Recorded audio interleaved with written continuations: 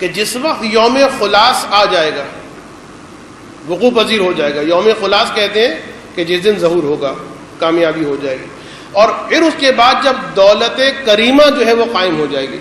ایک تو وہ دولت اسلامیہ کی بات کی جاتی ہے نا، وہ دولت جہنمیہ ہے جس کی بات کی جاتی ہے. امام کی دولت ہوگی وہ ہوگی دولت کریمہ. تو دولت کریمہ جس وقت قائم ہو جائے گی، پھر اس کے ثمرات ہمارے سامنے آئیں گے، اور وہ ثمرات ایسے ہیں کہ رسول خدا حضرت محمد مصطفیٰ صلی اللہ علیہ وآلہ وسلم، تم اتنی نعمتوں کو دیکھو گے کہ ان نعمتوں کو تم باور نہیں کر پاؤ گے. کل کچھ باتوں کا میں نے تذکرہ کیا کہ کوفے کے اندر پشت مسجد کوفہ پر 1000 دروازوں والی مسجد بنائی جائے گی. یہ بہت بڑا اسٹرکچر ہوگا، کوئی معمولی اسٹرکچر نہیں. اور کوفے کے اندر اتنی تعمیرات ہوں گی کہ کوفے کے گھر پھیل کر کربلا تک آ جائیں گے. سب سے پہلی چیز کہ جس کا قیام امام کریں گے وہ ہے توحید. ایک سیکوینس ہوگا شروع میں، سب سے پہلے توحید. اور خداوند عالم نے جو صلح کی حکومت کی بات کی ہے تو اس میں ارض کا لفظ آیا ہے، حجاز کا لفظ نہیں آیا ہے، عراق کا لفظ نہیں آیا ہے، ارض کا لفظ آیا ہے. یعنی پوری دنیا پر امام کی حکومت ہونی. جب پوری دنیا پر امام کی حکومت ہونی تو پوری دنیا پر توحید کا کلمہ جو ہے اس کو پھیلنا. اور حضرت امام جعفر صادق علیہ الصلوۃ والسلام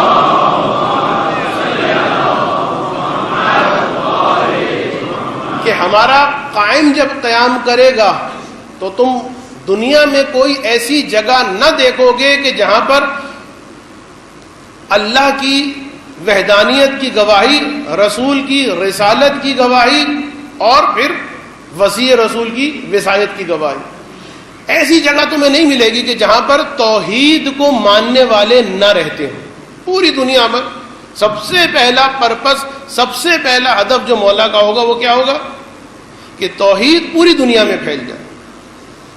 توحید کے انتشار کے بعد، گسترش کے بعد، دوسرا ہدف جو میرے مولا کا ہوگا وہ ہوگا کہ علم جو پھیل جائے پوری دنیا میں. اس لیے کہ مولا کے جد کا سب سے بڑا دشمن جو ہے وہ جہالت. لہذا جو دشمن علی ہے اس کو اس دنیا سے نکالا جائے گا. اور اس کے بارے میں روایت میں آیا ہے کہ بعض روایات میں خدا کے اعتبار سے آیا ہے، اور بعض روایات میں، ابھی میں پڑھ رہا تھا جب آنے سے پہلے کچھ کتابوں کا مطالعہ کر رہا تھا تو خود امام کا لفظ آیا. یعنی بعض روایتوں میں یہ آیا ہے کہ خداوند عالم اس دولت کریمہ کے قائم ہونے کے بعد لوگوں کے سر پر رحمت کا ہاتھ پھیرے گا، جس کی وجہ سے لوگوں کی عقلیں جمع ہو جائیں گی اور ان کے اخلاق کامل ہو جائیں گے. یعنی یہاں بھی سیکوینس ہوگا، پہلے علم آئے گا، علم کے بعد ان کی عقل جو ہے وہ جامع ہو جائے گی. جب عقل جامع ہو جائے گی تو جو عقل مند ہوتا ہے وہ بااخلاق ہوتا ہے، جو جاہل ہوتا ہے، جو بے وقوف ہوتا ہے وہی جھگڑے کرتا پھرتا. اور علم کے اعتبار سے کل میں نے آپ کے سامنے بیان کیا کہ 27 حرف کے اعتبار سے 2 حرف اس وقت دنیا میں ہیں کہ جن کی وجہ سے اب تک کی ترقی ہوئی ہے. 25 حروف کا امام اضافہ کر دیں گے تو سوچئے کتنی تیزی سے جو ہے علم ترقی کرے گا. ایک اور بات جو میں نے کل آپ کے سامنے بیان کی تھی کہ علم کا گسترش دینا امام کے زمانے میں، اس علم کا مزاج کچھ اور ہوگا اس علم کے مزاج کے مقابلے میں. اس لیے کہ آج کل جو علم ہے، جو ٹیکنالوجی ہے، جو ترقی ہے، جو پیش رفت ہے، یہ وہ ہے کہ جو عدم توازن رکھتا ہے رشد و ترقی روح انسانی سے.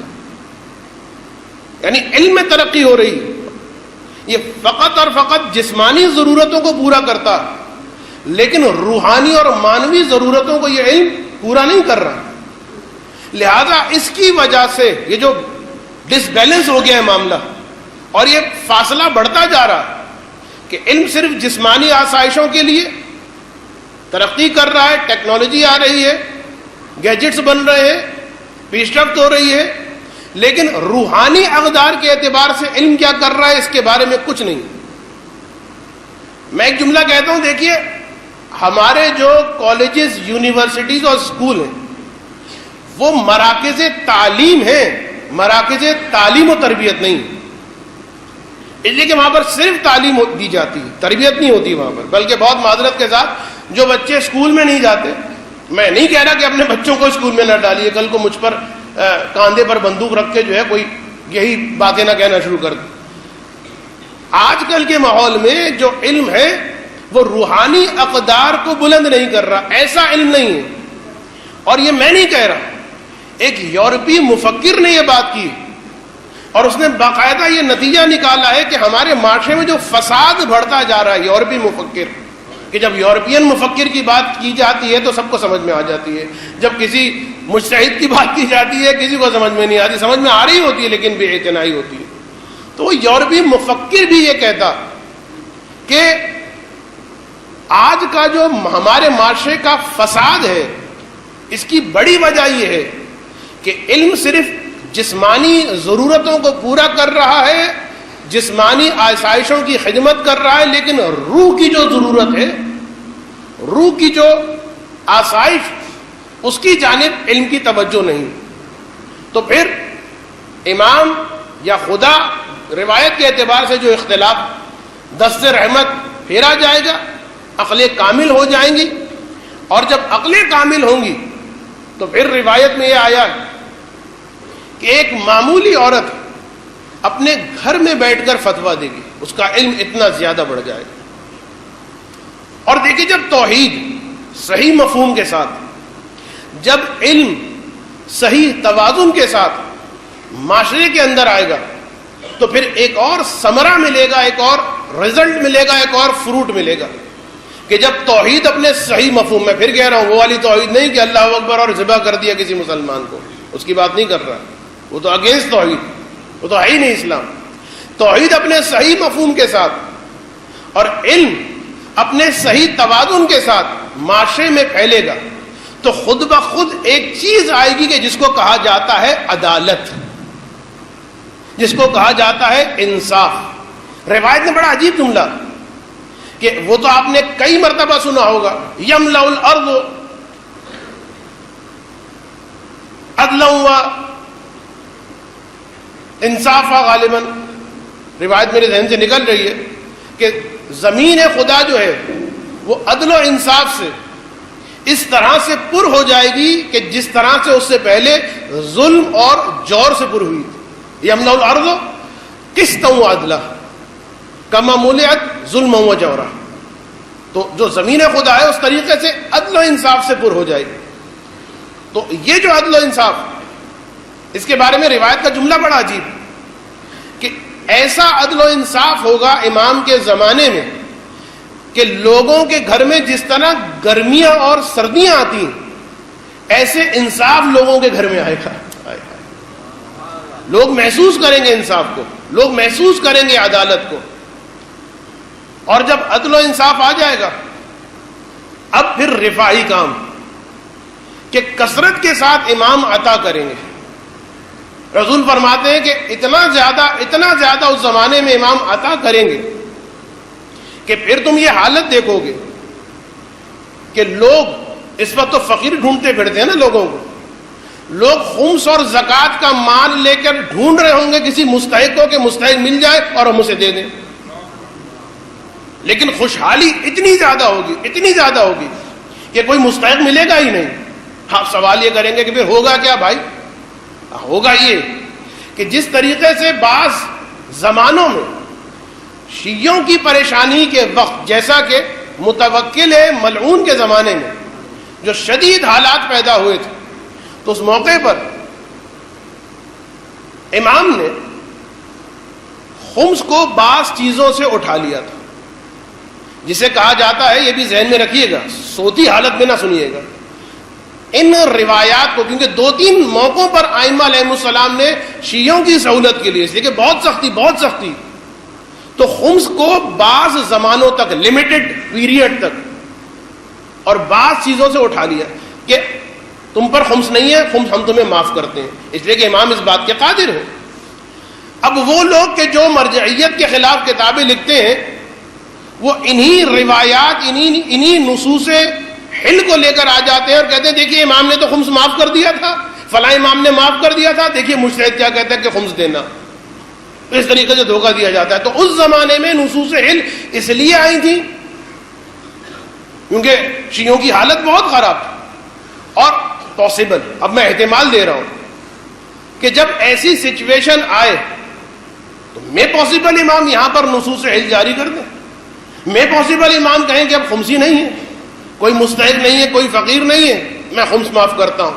یا مثلا میں خمس کو قبول کرتا ہوں بے اعتبار حاکم شرع، حاکم مطلق شرع. خیر، خداوند عالم کی جانب سے برکتوں کا نزول اس طریقے سے ہوگا کہ ظہور سے پہلے یہ علامتوں میں سے ہے کہ اول تو بارشیں آئیں گی نہیں ظہور سے پہلے، اور جب بارشیں آئیں گی تو یہ تباہی اور بربادی لے کر آئیں گی. سیلاب آ جائے گا، طوفان آ جائے گا، اور سب آپ دیکھ رہے ہیں.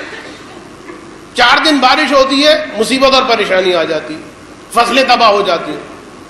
لیکن اس زمانے میں جو بارشیں ہوں گی وہ برکتیں لے کر آئیں گی، اور اس طرح سے سبزہ پوری زمین پر اگے گا، میوہ جات پوری زمین پر اس طریقے سے اگیں گے، اس لیے کہ آسمان زمین پر اپنی رحمتیں اور برکتیں بھیج رہا ہوگا، نازل کر رہا ہوگا، اور ادھر سے زمین اپنے خزانوں کو اگل رہی ہوگی.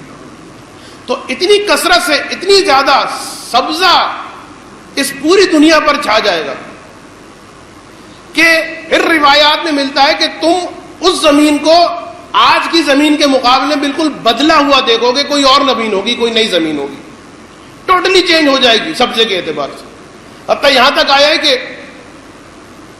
عراق سے شام کی جانب اگر کوئی شخص سفر کرے گا تو کوئی ایک قدم اس کا نہیں پڑے گا ایسی زمین پر کہ جہاں پر سبزہ نہ ہو. نعرہ حیدری، نعرہ صلاح.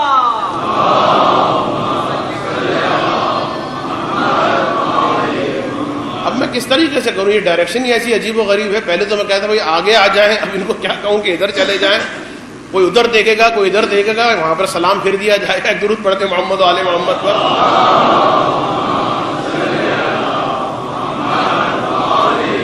یہ بڑی لمبی لہر چلے گی بھائی، ان کو پھر وہاں کریں، اس کے بعد یہ لوگ یہاں آئیں، ٹائم بھی کم ہے. خیر چلیے، آپ تھوڑا سا اگر ادھر ہو جائیں معذرت کے ساتھ، آج ذرا الٹی ڈائریکشن ہے.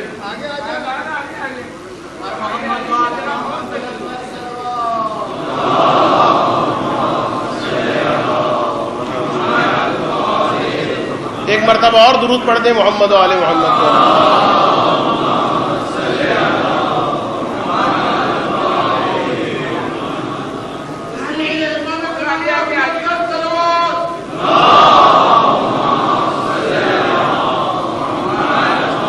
جزاکم اللہ، جزاکم اللہ.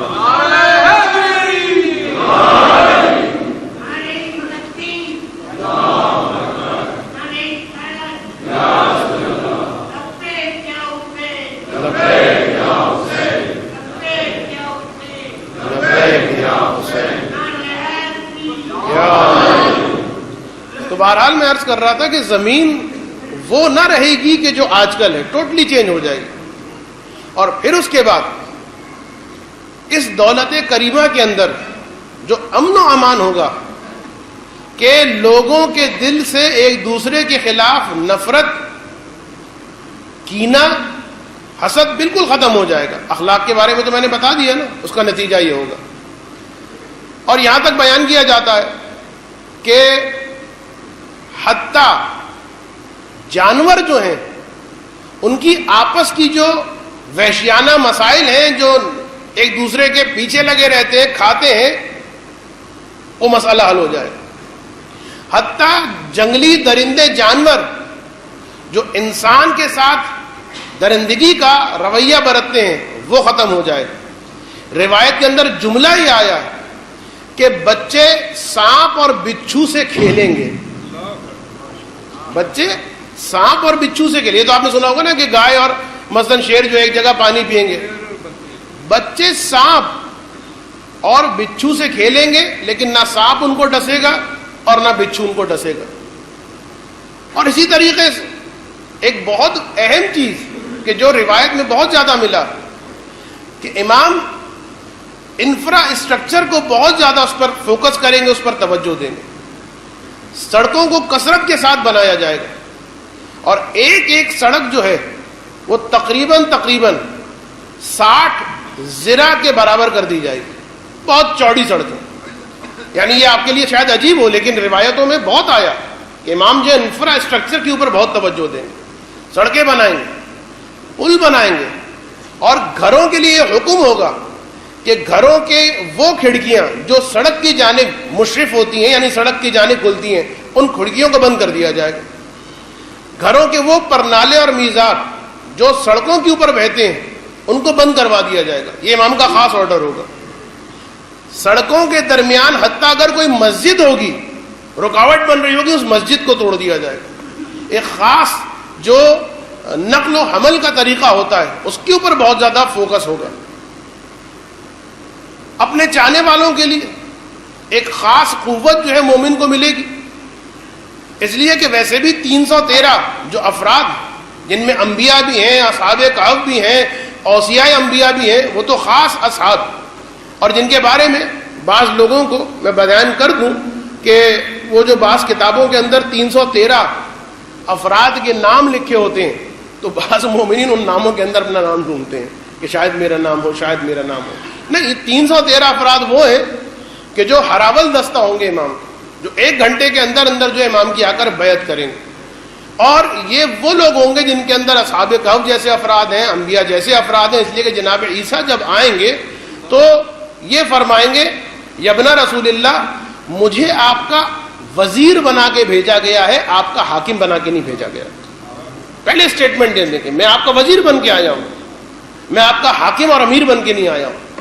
اور یہ 313 افراد ہیں کہ جن کو مختلف ملکوں کے, یعنی اب تو وہ جغرافیائی سرحدیں ختم ہو گئی, جو بھی تقسیم ہوگی اس زمانے میں دنیا کی, تو ان 313 افراد کو ان علاقوں کے گورنر بنایا جائے گا, جو انتہائی آپس میں متوازے ہوں گے, انتہائی محبت کرنے والے ہوں گے اور عدل و انصاف کے پیکر ہوں گے, انبیاء اور اوصیاء اور اصحاب کہف. بعض روایتوں کے اندر مالک اشتر کا بھی نام آتا ہے, سلمان فارسی کا نام بھی آتا ہے, جناب ابو ذر کا بھی نام آتا ہے, اور امام زمانہ کے لشکر کے جو علمدار بیان کیے جاتے ہیں وہ ہیں مالک اشتر. لیکن بہرحال میرا دل یہ کہتا کہ کیسے ہو سکتا ہے کہ حسین کا علمدار عباس امام زمانہ کے لشکر کا علمدار نہ ہو.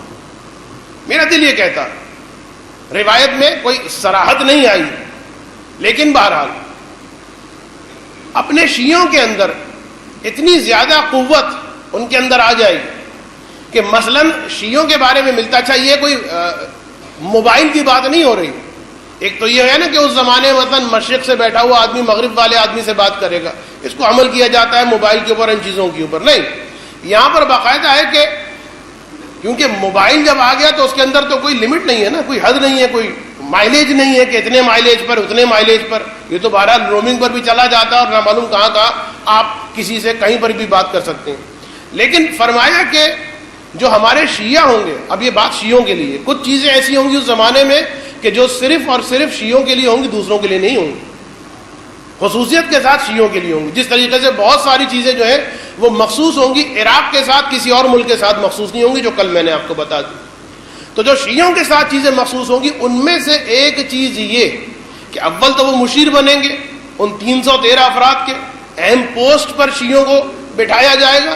اور اہم ترین چیز یہ ہے کہ ان کی جو مانوی قوت ہے, جو مانوی تقوی ہے, اس کے ساتھ ساتھ ان کی جسمانی قوتیں اتنی زیادہ بڑھ جائیں گی کہ لفظ آیا ہے, میں نے اس لیے موبائل کو ہٹا دیا, ورنہ عام طور پر لوگ موبائل سمجھتے ہیں کہ صاحب موبائل کی بات ہو رہی ہے, نہیں, لیکن لفظ آیا, مائلیج آئی کہ تقریباً 4 فرسخ کے فاصلے سے ایک شیعہ دوسرے شیعہ کو دیکھ سکے گا. 4 فرسخ کتنا ہوتا ہے؟ تقریباً آپ سمجھ لیں 22 کلومیٹر اور اس سے کچھ زیادہ. 22 کلومیٹر سے ایک شیعہ دوسرے شیعہ کو دیکھ سکے گا. 22 کلومیٹر سے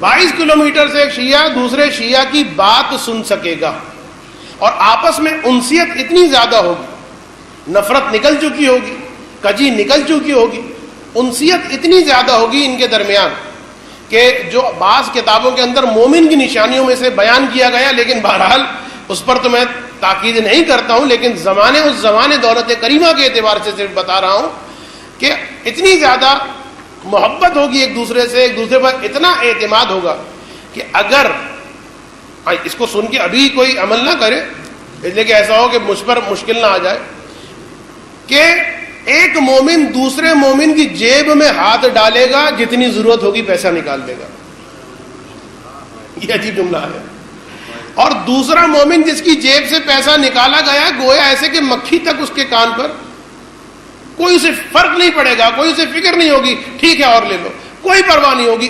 یہ کہا جائے گا کہ یہ ہوگی محبت کی حد، یہ ہوگی اعتماد کی حد، کہ ایک مومن بلا تکلف، آج کل جو تکلفات چلتے ہیں بہرحال وہ تکلفات نہیں رہیں گے، ایک مومن اس کی جیب سے جتنے پیسے چاہے گا وہ نکالے گا، اور دوسرا مومن بالکل اطمینان کے ساتھ بیٹھا رہے گا، جس طرح آپ اطمینان کے ساتھ بیٹھے ہوئے۔ ایک درود پڑھتے ہیں محمد و آل محمد۔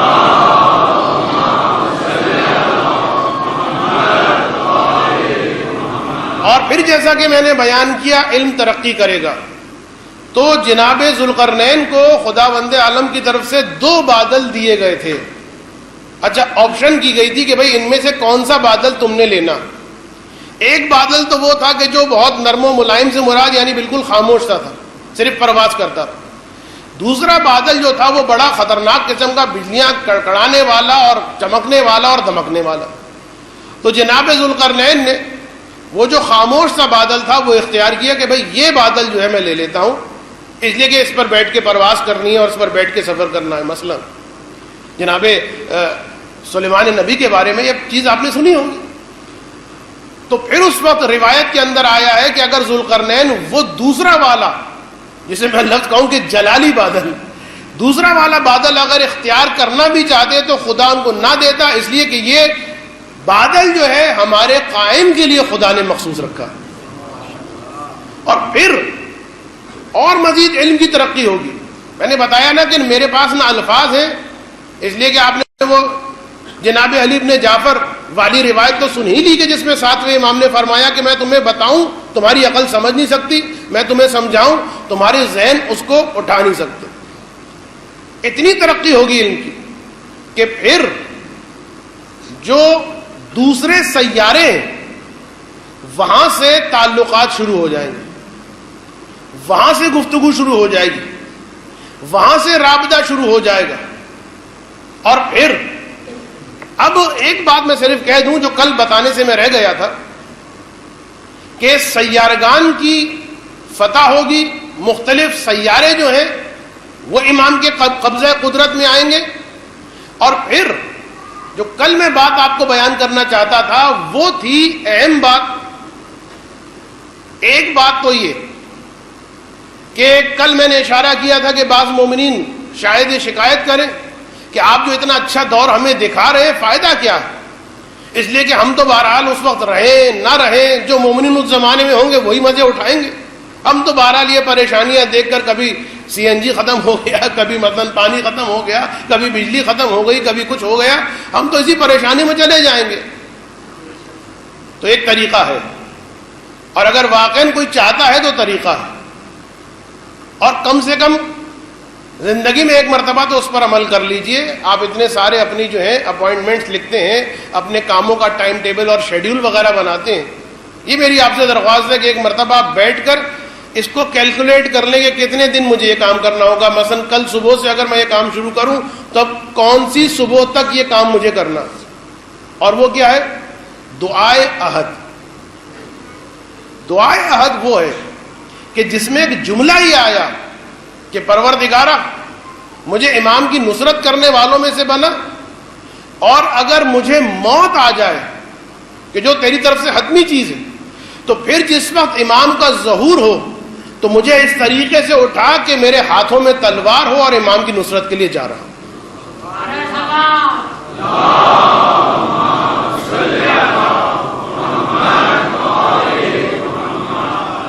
40 صبح کے بارے میں ہے کہ جو آدمی 40 صبح نماز فجر کے بعد دعائے عہد پڑھے گا کنٹینیوٹی کے ساتھ، یہ ہے اہم چیز. یہ نہیں کہ 10 دن پڑھا چھوڑ دیا پھر گیپ آ گیا، نہیں. 40 ڈیز، اور 40 یعنی ڈیز سے مراد مارننگز، نماز فجر کے بعد دعائے عہد اس پورے آداب کے ساتھ پڑھے جو مومن، تو پھر انشاءاللہ اسے ظہور امام کے موقع پر یہ چانس دیا جائے گا کہ تم نے جو دعا کی تھی تمہاری دعا قبول ہونے کا موقع آ گیا، یعنی پریکٹیکل ہونے کا موقع آ گیا، آؤ اور آ کے امام کی نصرت کرو. اب پھر اس مومن کے اوپر ہوگا کہ وہ اٹھتا ہے یا نہیں اٹھتا، لیکن یہ میں بتا دوں آپ کو کہ جس کو واقعاً شوق ہے اجل اللہ ظہورک اجل اللہ ظہورک، ایک مرتبہ تو لائف میں کر دیجئے نا یہ کام. ایک مرتبہ تو جا کے کیلکولیٹ کر لینا گھر میں جا کے کہ 40 صبح ایک آج سے شروع کریں تو کب تک بنیں گے. بس اس ڈیٹ کو آپ ریگولر کرنے کی کوشش کریں. بیچ میں ٹوٹ گیا سلسلہ کوئی بات نہیں، دوبارہ سے شروع کر دیں. لیکن ایک مرتبہ 40 کا حصہ کنٹینیوٹی کے ساتھ اگر آپ انجام دے دیں گے تو انشاءاللہ العزیز پھر امام زمانہ کی بھی زیارت ہوگی، اور پھر انشاءاللہ العزیز امام حسین کی بھی زیارت ہوگی.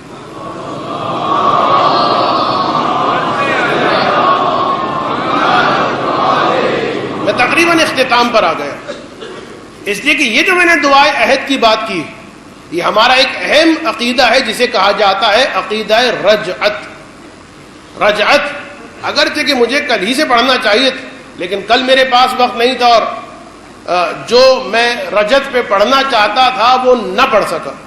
خیر، خدا نے اگر زندہ رکھا، توفیق رکھی، تو پھر کسی اور مقام پر کہیں پر انشاءاللہ رجت کے عقیدے پر تفصیلاً بحث ہونی چاہیے، تفصیلاً گفتگو ہونی چاہیے. میں صرف اشارہ کر رہا ہوں، رجعت یعنی پلٹنا.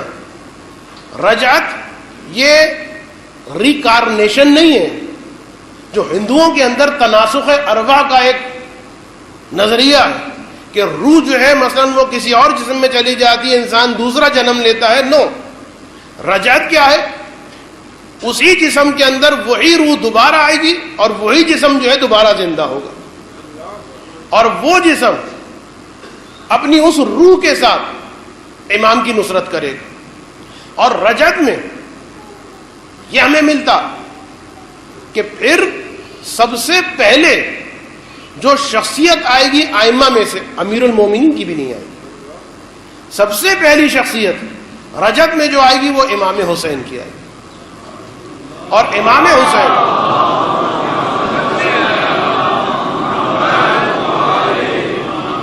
امام زمانہ کے بارے میں یہ ملتا ہے کہ ان کی شہادت ہوگی، لیکن بہرحال وہ جو روایت بیان کی جاتی ہے، چونکہ اس روایت کو صرف ابن عربی نے بیان کیا اور جس کی اپنی ایک تفصیل ہے، علماء نے اس کو تان بھی کیا ہے، لان و تان کیا ہے. بہرحال ابن عربی نے فقط یہ روایت بیان کی ہے جو آپ اکثر سنتے ہیں کہ ایک عورت جو ہے جس کا نام مثلا حمیدہ ہوگا یا کیا ہوگا، وہ جس کے چہرے پر مثلا داڑھی سی ہوگی اور وہ ایک مقام سے امام کے سر پر جو ہے وہ پتھر مارے گی، جس کی وجہ سے امام شہید ہوں گے، اس قول کی بنیاد پر. لیکن جو محققین ہیں ان کا کہنا یہ ہے کہ یہ روایت ضعیف.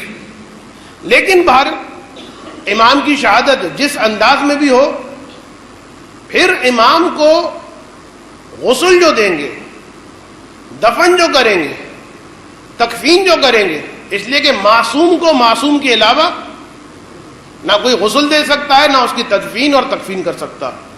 اور بعض روایات میں جو ہمیں ملتا کہ مثلا بعض اصحاب نے امام کی تغسیل کی اور تدفین اور تکفین کی، تو اس سے پہلے جو امام معصوم ہیں انہوں نے سارے کام ہی انجام دے دیے تھے. تقیہ کی وجہ سے امام سامنے نہیں آئے اور ایک صحابی نے پھر ظاہری طور پر، صوری طور پر یہ کام انجام دیا.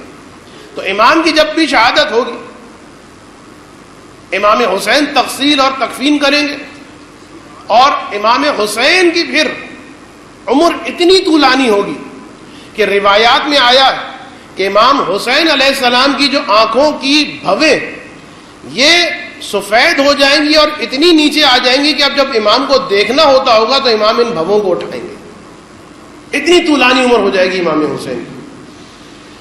اب امام حسین کے بعد، امام حسین کی شہادت کے بعد یا دنیا سے جانے کے بعد، یہ بات بھی ذہن میں رکھیے گا کہ بعد میں آنے والے جو افراد ہوں گے کیا وہ آئمہ ہوں گے یا آئمہ نہیں ہوں گے.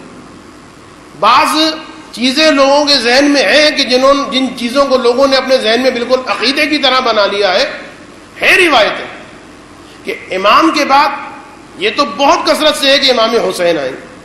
پھر کچھ روایتیں آتی ہیں جو یہ بیان کرتی ہیں کہ امام حسین کے بعد امیر المومنین آئیں گے. اور اب اس کے بعد کیا یہ سیکوینس کہ جو آئمہ کا سیکوینس اس دنیا میں آنے کا تھا وہی سیکوینس رہے گا اس کے بعد یا کیا ہوگا؟ سارے امام آئیں گے؟ روایتوں میں ملتا ہے کہ سارے امام آئیں گے. بعض روایتوں میں ملتا ہے کہ امام زمانہ ہی کے کچھ صاحبزادے ہوں گے وہ حکومت کریں گے. بعض روایتوں میں ملتا ہے کہ مہدی آئیں گے اور وہ آ کے جو ہے حکومت کریں گے. اور مہدی سے مراد جو ہے بعض لوگوں نے، وہی میں نے جیسا کہ کہا، امام زمانہ کے صاحبزادے، بعض لوگوں نے صلحاء اور اولیاء کی بات کی ہے، بعض لوگوں نے ائمہ کی بات کی ہے. تو تقریباً کنفرم جو صورتحال ہے وہ امام حسین کی ہے کہ امام حسین امام زمانہ کے بعد آئیں گے. اور اس سے پہلے جناب عیسیٰ کا انتقال ہو جائے گا اور جناب عیسیٰ کو امام زمانہ ہی جناب مریم کے ساتھ جو ہے ان کی تدفین کریں گے. دجال کے بارے میں بھی ایک جملہ کہہ کے آگے بڑھ جاؤں میں، وقت چونکہ ختم ہو رہا ہے. صرف ایک مسکنسیپشن، دجال کا خروج ظہور سے پہلے نہیں. بعض لوگ یہ سمجھتے ہیں کہ دجال جو ہے ظہور امام سے پہلے آئے گا. نہیں، دجال ظہور امام کے بعد اس دنیا میں آنے والا ہے. دجال ظہور امام کے بعد آ کے وہ فتنہ اور فساد پھیلانے والا ہے، اور اس کے ساتھ پھر کہ جناب عیسیٰ اور امام زمانہ یہ جنگ کریں گے اور اس کو ختم کریں گے. اس کی اپنی ایک ڈیٹیل ہے، بہرحال اس ڈیٹیل میں جانے کی ضرورت نہیں ہے. صرف اتنا یہ بتا دوں کہ بعض لوگ بلا وجہ توجیحات کرتے ہیں کہ دجال کے بارے میں ہے کہ وہ کانا دجال ہوگا، ایک آنکھ والا ہوگا. تو لوگ کہتے ہیں کہ اس سے مراد امریکہ ہے کہ وہ ایک آنکھ سے دیکھتا ہے، یا مثلا ان کا جو ایک فارمیسون کر کے غالباً نام ہے، ایک انڈر گراؤنڈ قسم کی جو ان کی سازشیں پوری دنیا میں پھیلا رہی ہے، فارمیسن کے نام سے غالباً. اس کی جو لوگو ہے اس کے اندر جو ہے ایک احرام مصر بنا ہوا ہے اور اس کے اندر ایک آنکھ بنی ہوئی ہے.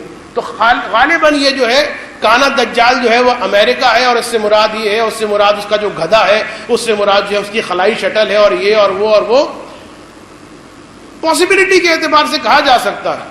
لیکن کوئی بعید نہیں ہے کہ واقعاً دجال اسی صورت میں آئے کہ جس صورت میں روایتوں میں آیا ہوا ہے. دجال اسی گدھے کے ساتھ آئے جس طریقے سے روایتوں میں لکھا ہوا ہے. اور یہ بھی پاسبلٹی ہے کہ جو سپر پاور ہے وہ مثلاً کانا دجال سپر پاور بنے. خیر، اس کو چھوڑ دیں.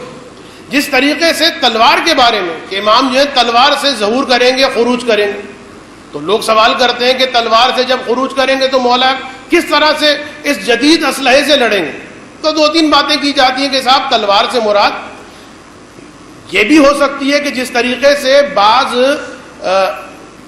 ملکوں کے اندر جو قوت کا جو مظہر ہوتا ہے، طاقت کی جو نشانی ہوتی ہے وہ تلوار ہوتی ہے. تو امام کے ظہور کی علامت جو ہے، قوت کی علامت وہ تلوار ہوگی. شاید تلوار سے جنگ نہ کرے اور اس زمانے میں جو ویپنز اور جو نئی ٹیکنالوجی ہے اس کو امام یوٹیلائز کریں.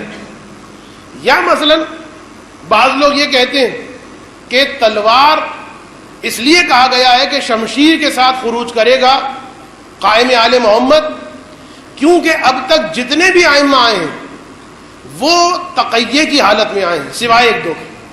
لیکن یہ امام وہ ہوں گے کہ جن کے ہاتھ پر کسی کی بیعت نہیں ہوگی اور جن کے ہاتھ بندھے ہوئے نہیں ہوں گے، جن کے ہاتھ کھلے ہوئے ہوں گے. یا تم قبول کرو یا قبول نہ کرو اسلام کو، ہماری بات کو قبول کرو یا قبول نہ کرو. تو تلوار کے ساتھ. اور ان سب چیزوں کو ہٹا دیں.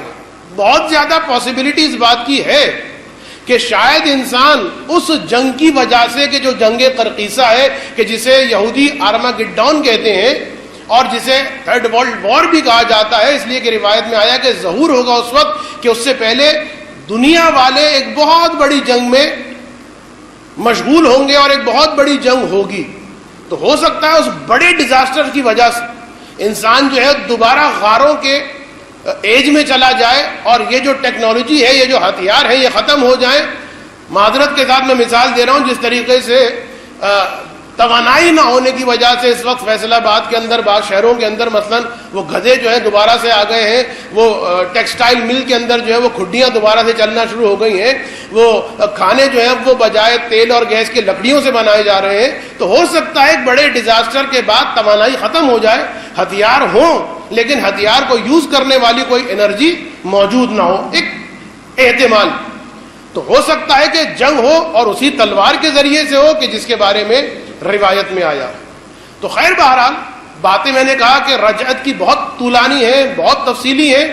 اتنا یاد رکھیں کہ اتنے ہزار سالوں کے بعد، انبیاء کے آنے کے بعد، رسول کے آنے کے بعد، ائمہ کے آنے کے بعد جو انتظار کیا جا رہا ہے اس دولت کریمہ کا، انتظار کیا جا رہا ہے اس دولت کا، کہ مقام معظم رہبری نے بڑا اچھا ایک جملہ بیان فرمایا تھا، وہ میں چاہتا ہوں کہ آپ کے سامنے بیان کر دوں. کہ انہوں نے یہ کہا تھا کہ لوگ کہتے ہیں کہ وہ آخر زمان ہوگا جبکہ وہ ابتدائے زمان ہوگا. یعنی دنیا جو ہے ترقی اور عروج جیسا ہونا چاہیے تھا ویسی دنیا اس وقت شروع ہوگی. یہ تو دنیا اس قابل ہی نہیں ہے کہ اس کو کہا جائے کہ یہ دنیا مثلا ابتدائی زمان، اس قابل ہی نہیں ہے. تو اصل میں زمانہ تو شروع ہی اس وقت ہوگا کہ جب دولت کریمہ امام زمانہ وجود میں آ جائے گی.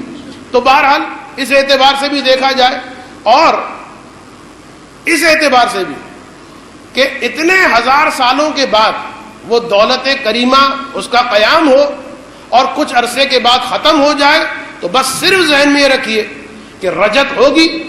اور رجت میں ہوگا یہ، اس میں بھی دو باتیں ملتی ہیں. ایک بات یہ ملتی ہے کہ رجت میں صرف اور صرف دو گروہ اٹھیں گے جن کو اٹھایا جائے گا، یا خالص کافر یا خالص مومن. جو براؤن، جو گرے ایریا میں رہنے والے ہیں، جو درمیان کے لوگ ہیں، یہ جو خالص مومن نہیں ہیں یا جو خالص کافر نہیں ہیں، ان کو نہیں اٹھایا جائے گا. یہ ایک قول ہے، میں صرف آپ کو بتا رہا ہوں کہ اس طرح کے اقوال موجود ہیں. اور بہرحال دعائے عہد کے اعتبار سے اور دوسری روایت کے اعتبار سے اس طرح سے لمیٹیشن نہیں ہے کہ خالص مومن ہی اٹھے گا. نہیں، ایک مومن کو بہرحال جو دعا کرتا رہے اور اپنے آپ کو خاص طور پر وہ مومن کہ جس نے غیبت کبریٰ کے اندر دین کی تبلیغ کا کام کیا، پیسے کمانے کے لیے نہیں، معذرت کے ساتھ واقعاً دل میں درد رکھتے ہوئے دین کی تبلیغ کا کام کیا، حلال خدا اور حرام خدا لوگوں تک پہنچائے ہوں، تو اس کے بارے میں ملتا ہے کہ اس آدمی کو بھی موقع رجعت اٹھایا جائے گا. اور پھر تو یقیناً اس میں کہنے اور شبہ کی کوئی گنجائش ہی نہیں کہ یزید کو اٹھایا جائے گا، یزید کے لشکر والوں کو اٹھایا جائے گا. بھائی جس وقت آپ روز عاشور ملتے ہیں ایک دوسرے سے تو آپ کیا کہتے ہیں؟ سلام نہ کہو. اچھا کیا کہنا چاہیے پھر؟ حرام اور واجب کی میں بات نہیں کر رہا، یا حسین کہہ دیتے ہیں خلاصے کے لیے. لیکن اصل جملہ کیا ہے؟ اعظم اللہ اجورنا و اجورکم بمصاب الحسین، کہ ہمارا اجر جو ہے اس مصیبت پر جو ہم گریہ کر رہے ہیں خدا بڑھا دے. اور پھر اس کے بعد کا جملہ ہے جس کا ترجمہ یہ ہے کہ خدا ہمیں ان لوگوں میں سے قرار دے کہ جو امام زمانہ کے ساتھ مل کر خون حسین کا انتقام لیں گے. تو یزید اٹھے گا، یزید کا لشکر اٹھے گا، جن جن لوگوں نے حسین کو قتل کرنے میں شرکت کی ہے وہ سب اٹھیں گے، اور ان کا قتل دوبارہ کیا جائے گا، دوبارہ ان کو سزا دی جائے گی.